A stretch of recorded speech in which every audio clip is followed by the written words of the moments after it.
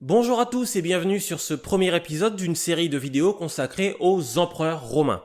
Si vous n'avez pas vu l'épisode 0 qui présente un petit peu tout le format et le concept, je vous conseille d'aller le voir, ça dure pas très longtemps, vous avez le lien en description. Sans plus de blabla, aujourd'hui on va commencer par le commencement avec le premier empereur romain, le fondateur du Principat, Auguste.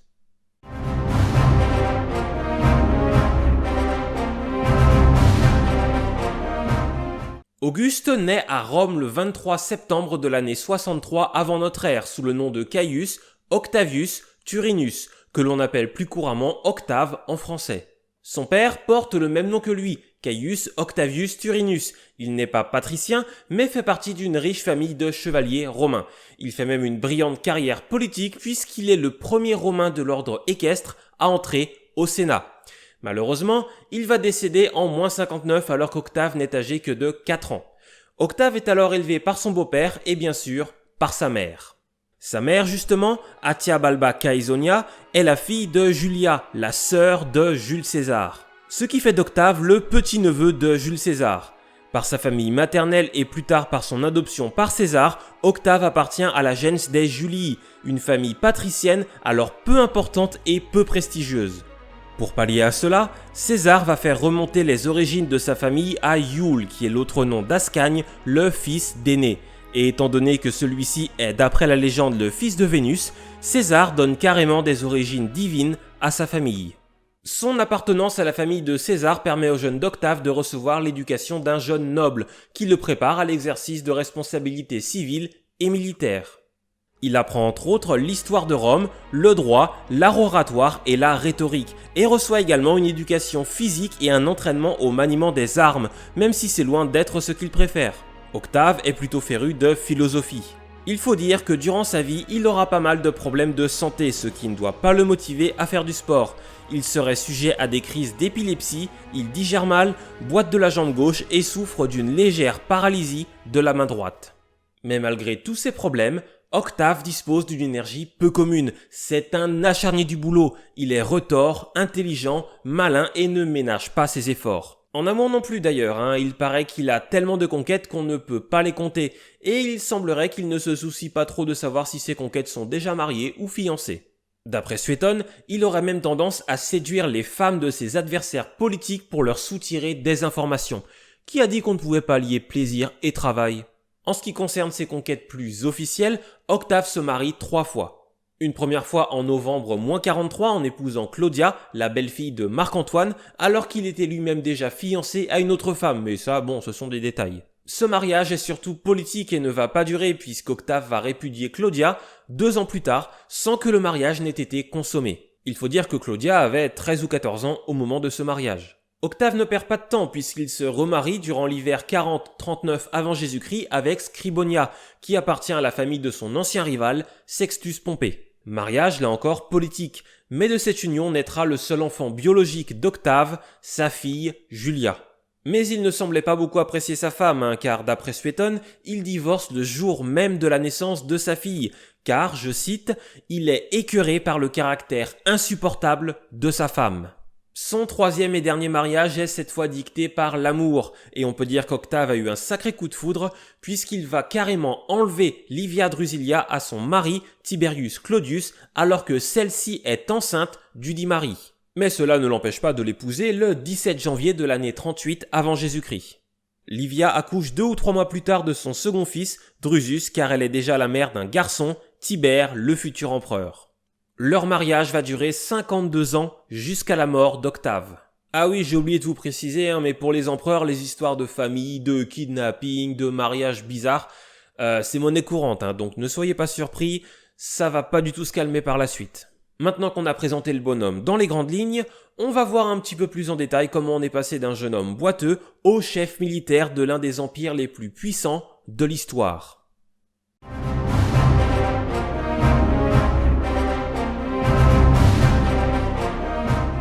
En septembre de l'année 45 avant notre ère, César désigne dans son testament son petit-neveu Octave comme son héritier. Il en profite également pour l'adopter. Le 15 mars -44, César se fait assassiner dans l'enceinte du Sénat. Octave, qui n'a que 19 ans, décide de prendre son destin en main et d'accepter la succession de César alors que ses proches lui conseillent de la refuser. Le 8 mai, il est officiellement élevé à la dignité de César. Octave ne le sait pas encore, mais c'est le début d'une guerre civile qui va durer 14 ans et durant laquelle il sera au premier plan. La situation n'est pas forcément simple à résumer, mais je vais quand même essayer de le faire. Pour ceux qui ont vu l'excellente série Rome, c'est ce que raconte la saison 2 de cette série. Les assassins de César pensaient qu'en éliminant le tyran, la République des meilleurs serait sauvée, comprendre la République des aristocrates. Mais ils avaient largement sous-estimé la popularité de César auprès du peuple qui va contraindre les césaricides à s'enfuir. En plus d'Octave, on a deux hommes forts à Rome, Lépide, le maître de cavalerie de César qui était un petit peu son adjoint, et Marc-Antoine qui était consul avec César. Lépide est partisan de la manière forte à l'encontre des césaricides, tandis que Marc-Antoine, désormais seul magistrat suprême à Rome, joue l'apaisement. Après un certain nombre de tensions entre Octave et Marc-Antoine, dues au fait que leurs intérêts sont assez contradictoires, les deux hommes finissent par s'entendre sous la pression du peuple et de l'armée et forment avec Lépide le second triumvirat. Maintenant que la situation est stabilisée à Rome, les triumvirs ont désormais les mains libres pour affronter les césaricides menés par Cassius, Brutus et Sextus Pompée.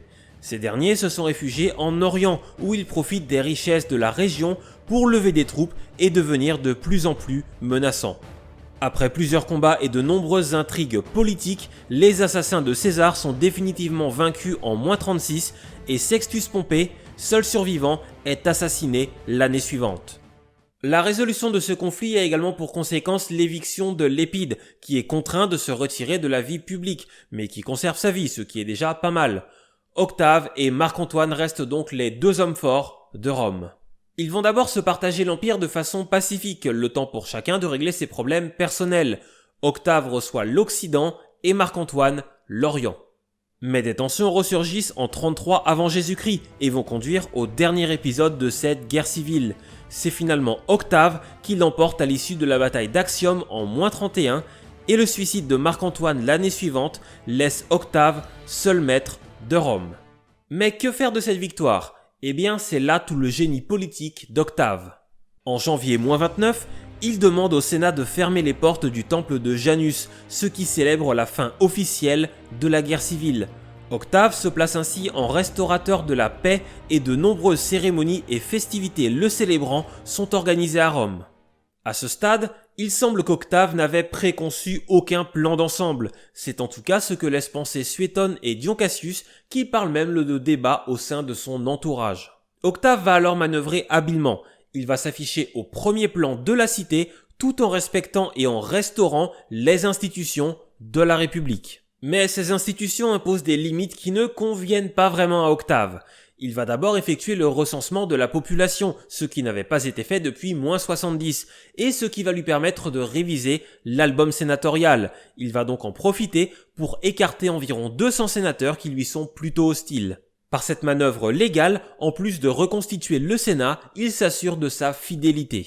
Le 13 janvier -27, Octave inaugure son 7e consulat par un discours devant ce nouveau Sénat.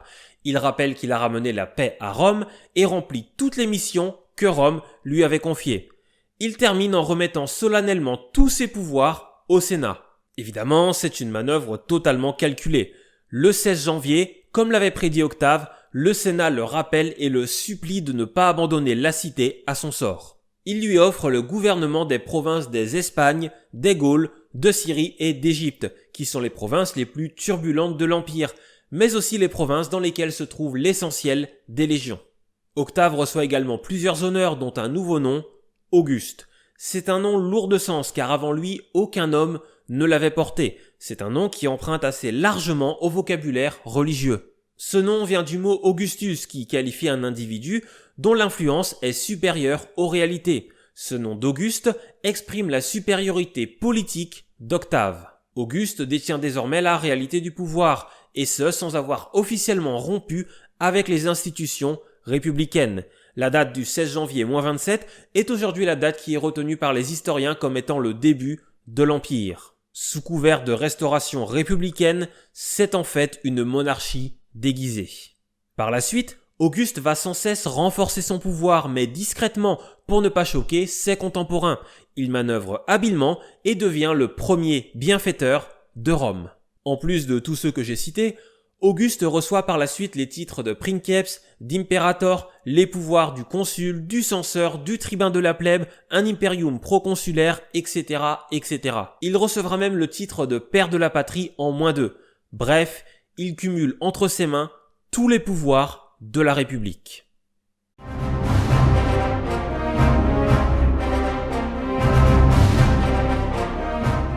Maintenant qu'il a tous les pouvoirs, Auguste peut agir et on va commencer par voir ce qu'il a fait en termes de politique intérieure. Les 2 derniers siècles de la République ont été particulièrement conquérants pour Rome qui a considérablement agrandi son territoire. Paradoxalement, la fin de la République est aussi ponctuée par plusieurs guerres civiles, ce qui fait que Rome n'a pas trop eu le temps de s'occuper de ses nouvelles provinces. Et ça va être là la principale mission d'Auguste, gérer, organiser, administrer et souder les immenses possessions de Rome. En somme, assurer la paix et l'unité de l'Empire. Auguste va alors mettre en place une structure politique et administrative très hiérarchisée, en s'appuyant sur les grandes familles de ces nouvelles provinces. Ces grandes familles, en particulier en Orient, sont d'ailleurs très enclines à travailler avec Auguste et n'hésitent pas à lui rendre les honneurs. Pour autant, Auguste va aussi renforcer son contrôle sur l'aristocratie, en particulier à Rome. Il va aussi s'assurer la fidélité de l'armée qu'il va d'ailleurs réorganiser pour stabiliser les effectifs à environ 300 000 hommes, ce qui fait 25 légions.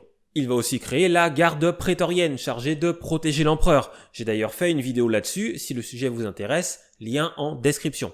Il va aussi développer le réseau routier, fluvial et maritime de l'Empire afin d'assurer une plus grande cohésion politique et stratégique. Cela aura aussi pour principale conséquence un développement important du commerce et donc une augmentation des taxes perçues par l'État. Il va d'ailleurs en profiter pour réorganiser les finances. Sa politique d'urbanisme, elle, va surtout profiter à la ville de Rome, dans laquelle Auguste fait entre autres réparer 82 temples et édifier le Panthéon. Il fait ainsi de Rome le centre artistique et intellectuel de l'Empire. Il va également diffuser son image en faisant construire des statues à son effigie et des monuments en son honneur dans les principales villes de l'Empire. Enfin, d'un point de vue social, Auguste va tenter d'enrayer la baisse inquiétante de la natalité.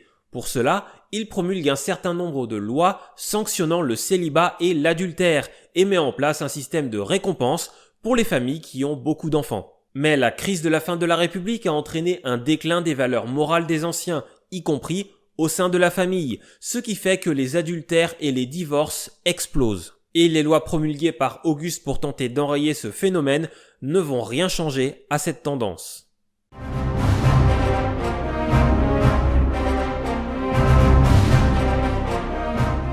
En ce qui concerne la politique extérieure, Auguste abandonne rapidement son projet de dominer l'univers. Il prend conscience qu'en continuant la politique conquérante de la République et en repoussant toujours plus loin les frontières de l'Empire, ces frontières deviendront de plus en plus difficiles à contrôler. Comme je l'ai dit dans la partie précédente, sa principale préoccupation va donc être de consolider les frontières déjà existantes et de garantir l'unité de l'Empire. En Orient, son principal succès est l'annexion de l'Égypte après la victoire d'Axium en -30.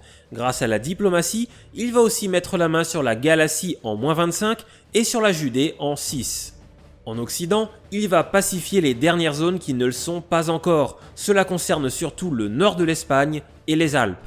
Cela ne se fait pas sans difficulté, puisqu'il faut quand même 10 ans pour le nord de l'Espagne, de -29 à -19, et 18 ans pour les Alpes, de -25 à -7. Il va également mener quelques conquêtes en direction du Danube et de l'Elbe, mais après l'échec de Varus en 9, qui va beaucoup le marquer, Auguste va abandonner l'idée de conquérir toute la Germanie. Cette défaite est la plus importante du règne d'Auguste.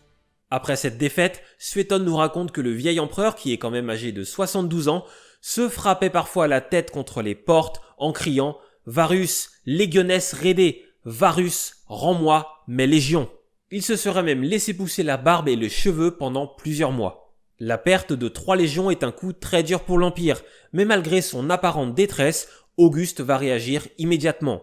Il va d'abord placer des sentinelles partout dans la ville de Rome pour prévenir toute révolte suite à l'annonce de cette défaite. il va ensuite prolonger tous les gouverneurs de province, car leur expérience peut être utile pour rassurer les alliés de Rome et prévenir toute tentative de révolte dans ces provinces. Au final, grâce aux mesures prises par Auguste, cette défaite n'a pas vraiment de conséquences, mis à part en Germanie bien entendu.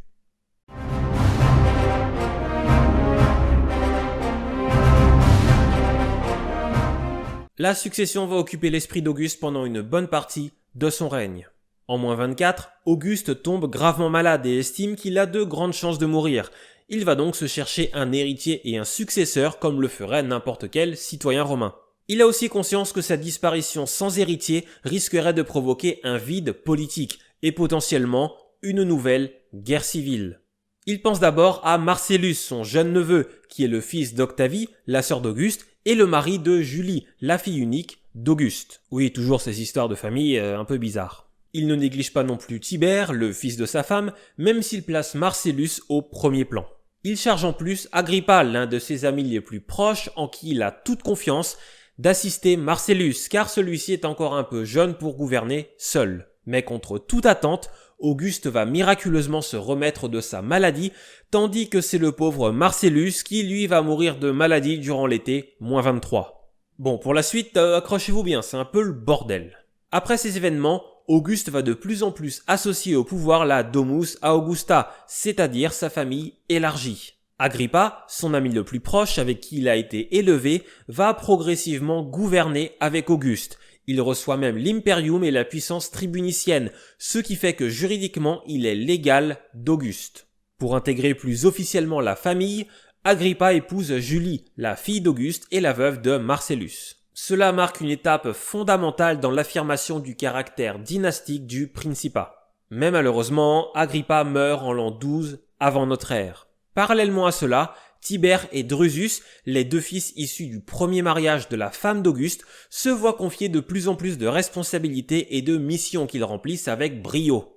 Après la mort d'Agrippa, les deux frères vont recevoir l'imperium et Tibère va même épouser Julie, la fille d'Auguste et veuve de Marcellus et d'Agrippa. Il est aussi chargé de veiller sur Caius et Lucius, les deux fils de Julie et Agrippa. Tibère et Drusus mènent plusieurs campagnes militaires, notamment en Illyrie pour Tibère et en Germanie pour Drusus. Drusus va d'ailleurs mourir d'une chute de cheval en -9 lors d'une de ces campagnes. Tibère est alors au fait de sa gloire, il reçoit la puissance tribunicienne et mène les troupes sur tous les fronts. Mais pour une raison inconnue, il décide de se retirer de la vie politique en -6. Cela est peut-être dû à des tensions familiales, Julie préférant privilégier les deux fils qu'elle a eus avec Agrippa, Caius et Lucius. D'ailleurs, la carrière militaire et politique des deux enfants ne tarde pas à commencer, et ce, malgré leur jeune âge. En -6, Caius a 13 ans et Lucius n'a que 10 ans. En -2, les deux jeunes hommes sont devenus les héritiers officiels d'Auguste. Mais malheureusement, une fois encore, la mort va venir contrecarrer les plans du prince. En l'an 2, Lucius meurt de maladie à Marseille et en l'an 4, Caius meurt des suites d'une blessure reçue lors d'une bataille. Auguste a alors 67 ans et sa succession est dans tous les esprits, car d'une façon ou d'une autre, la fin de son règne se rapproche. Les autres successeurs potentiels étant trop jeunes, Auguste va à nouveau se tourner vers Tibère, qu'il va adopter en 4. Tibère de son côté va adopter le fils de son frère Drusus, le jeune et prometteur Germanicus, qui dans l'esprit d'Auguste succédera à Tibère. Mais je vous en reparlerai dans le prochain épisode consacré à Tibère.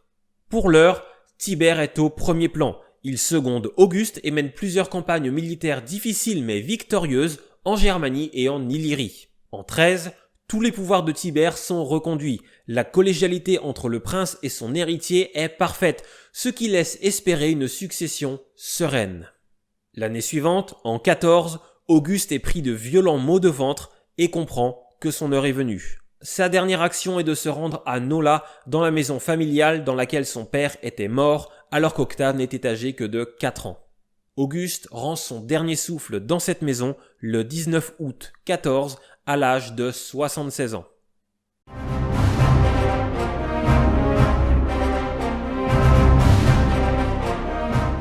La mort paisible et surtout naturelle d'Auguste tranche avec les innombrables assassinats qui ont eu lieu au cours du 1er siècle avant Jésus-Christ, et le climat de deuil qui règne à Rome tranche avec les émeutes qui ont suivi la mort de César. Le calme et la paix règnent à Rome et en Italie, et cette mort paisible d'Auguste vient parachever le succès de son règne, dont l'ambition a toujours été le retour durable à la paix civile. Comme on l'a vu avec sa recherche de successeur, Auguste a tout fait de son vivant pour que son œuvre lui survive, et c'est un franc succès. Le corps d'Auguste est transporté à Rome par un convoi mené par Tibère. Il traverse ensuite Rome sur un lit funèbre d'or et d'ivoire en suivant un protocole bien précis, protocole bien entendu, rédigé par Auguste lui-même peu avant sa mort. Après une procession et des cérémonies dans toute la ville, le corps du défunt empereur est placé sur un bûcher, dressé sur le champ de Mars. Ses cendres sont ensuite déposées dans une urne qui est placée dans le mausolée d'Auguste. Pour finir, on grave sur l'entrée de ce mausolée les Res Gestae, le testament politique d'Auguste. Moins d'un mois après sa mort, le père de la patrie est divinisé par le Sénat. Il faut bien se rendre compte de l'impact considérable du règne d'Auguste sur les Romains. Après sa mort, tous les ans des cérémonies sont organisées le 23 septembre, date anniversaire de la naissance d'Auguste. S'il est parfois critiqué pour avoir mis un terme à la République en instaurant un régime monarchique, le règne d'Auguste reste globalement très positif, et l'on ne peut qu'être admiratif devant son génie politique. De son règne, on retient généralement deux choses. Il a rétabli durablement la paix et la stabilité au sein de l'Empire, et il a fait de Rome le centre artistique et culturel de l'Empire. D'une façon plus générale, il faut bien se rendre compte de la bouffée d'air frais qu'a été le règne d'Auguste pour les Romains, un retour à la paix, à la stabilité et à la grandeur de Rome que beaucoup croyaient impossible après un siècle de guerre civile.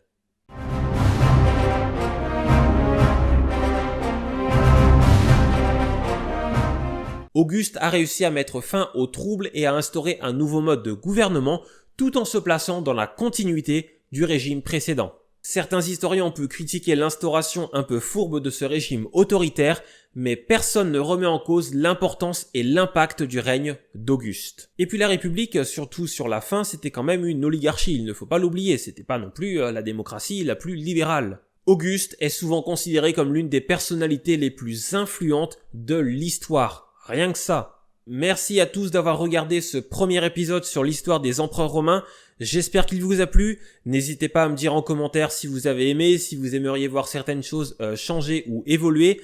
Je n'ai évidemment pas pu parler de tout sur Auguste. Déjà, cette vidéo est plus longue que les suivantes parce qu'Auguste, c'est quand même un gros morceau et il fallait présenter l'instauration du Principat. Mais j'ai essayé d'être le plus synthétique et le plus cohérent possible dans mon exposé. Si vous avez aimé la vidéo, comme d'habitude, n'oubliez pas de liker en mettant un pouce en l'air, de partager et de vous abonner à la chaîne si c'est pas déjà fait pour ne pas rater la suite. La suite justement, ce sera une vidéo sur le Moyen-Âge, et puis on se retrouvera ensuite pour le deuxième épisode des Empereurs romains avec Tibère. En attendant, portez-vous bien.